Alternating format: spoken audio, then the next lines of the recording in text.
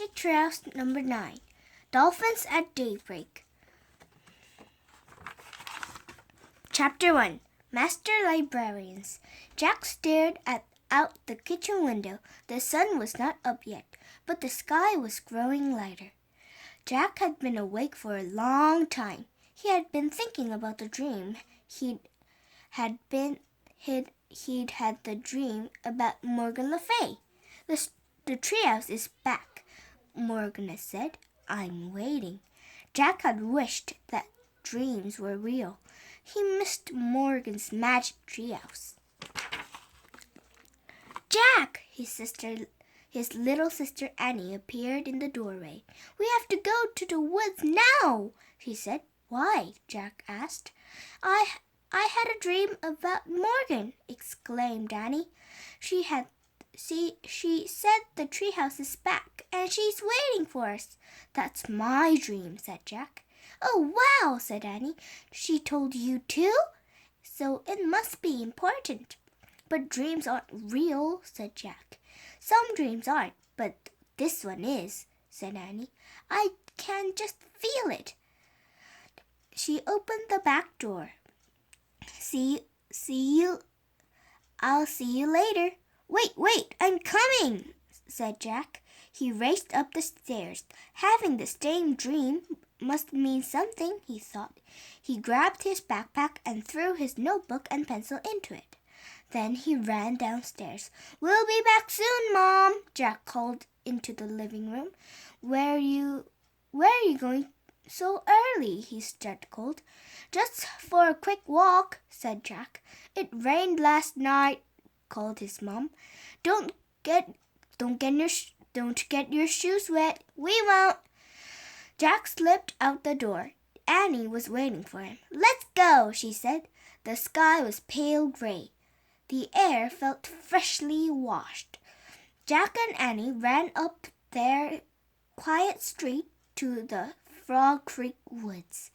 They headed between the trees. Soon they came to the tallest oak in the woods. There was a wooden house high in the treetop. It is back, whispered Jack.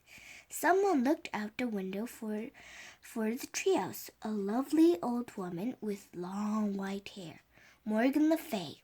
Come up, called the magical librarian.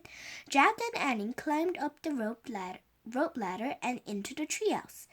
In the dawnlight, they stared at Morgan Le Fay. She looked beautiful in a red velvet robe. Jack pushed his glasses into place. He couldn't stop smiling. We both had dreams about you, said Annie. I know, said Morgan. You do? Yes, I sent them to you, said Morgan, because I need your help. What kind of help? Said Jack. Merlin the magician has been up to his tricks again, said Morgan, so I haven't had any time to collect books for Camelot's library. Can we collect them for you? Asked Annie. Yes, but in order to gather books through time, you must be master librarians, said Morgan. Oh, well, said Annie sadly. But you can become master librarians, said Morgan, if you pass the test. Really? Said Annie. What kind of test? Jack asked. You must show that you know how to do research, said Morgan, and show that you can find answers to hard questions. How? Said Annie. By solving 4 riddles, said Morgan. She reached into the folds of her robe and pulled out a rolled-up paper. The first riddle is written on this ancient scroll, she said. This book will help you find the answer. She held out a book. On the cover was the words Ocean Guide. This is where you have to go, said Morgan. The ocean! Oh, boy, said Annie. She pointed at the cover. I wish we... Stop! Jack grabbed Annie's hand. How will we know if we found the right answer to the riddle? He asked Morgan. You will know, Morgan said mysteriously. I'll promise you'll know. Jack let go of Annie's hand. She pointed again at the cover and wished her wish. I wish we could go there. The wind started to blow. Are you coming with us, Morgan? Jack said. Before Morgan could answer, the treehouse started to spin. Jack squeezed his eyes shut. The treehouse spun faster and faster.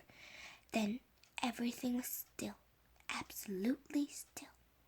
Jack opened his eyes. Morgan Le Fay was gone. Only the ancient scroll and the ocean book were left in her place. Chapter 2. The Reef. A breeze blew through the window. Seagulls cried. Waves lapped the shore. Annie picked up the riddle scroll. She unrolled it. Together, she and Jack read the riddle. Rough and gray as rock, I'm plain as plain can be, but hidden deep inside, there's a great beauty in me. What am I? Let's go find the answer, said Annie. She and Jack looked out the window. The treehouse wasn't in a tree. It was on the ground. Why is the ground pink? Said Jack. I don't know, said Annie, but I'm going out there. I'm going to do a little research first, said Jack. Annie climbed out of the treehouse. Jack picked up the ocean book and flipped through it. He found a picture of a pink island surrounded by water. He read, This is a coral reef. Corals are tiny sea animals. After they die, their skeletons remain. Over time, the reef builds up from stacks of coral skeletons. Oh man, tiny skeletons, said Jack. He pulled out his notebook and wrote, Millions of coral skeletons. Jack, come look at this, cried Annie. What is it? I don't know, but you'll love it, she said. Jack threw his notebook and the ocean book into his pack. He climbed out the window. Is it the answer to the riddle? He called. I don't think so. It doesn't look very plain, said Annie. She was standing at the edge of the water. Beside her was a strange-looking machine. Jack hurried over the bumpy coral to get a better look. Ooh, what is it? The machine was half on the reef and half in the clear blue water. It looked like a huge white bubble with a big window. Is it a special kind of boat? Said Annie.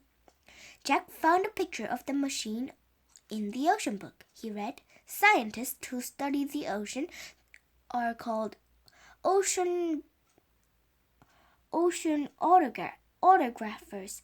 Sometimes they travel in small diving vessels called submarines or mini-subs to study the ocean floor. It's a mini-sub, said Jack. He pulled out his notebook. Let's get inside it, said Annie. No, said Jack.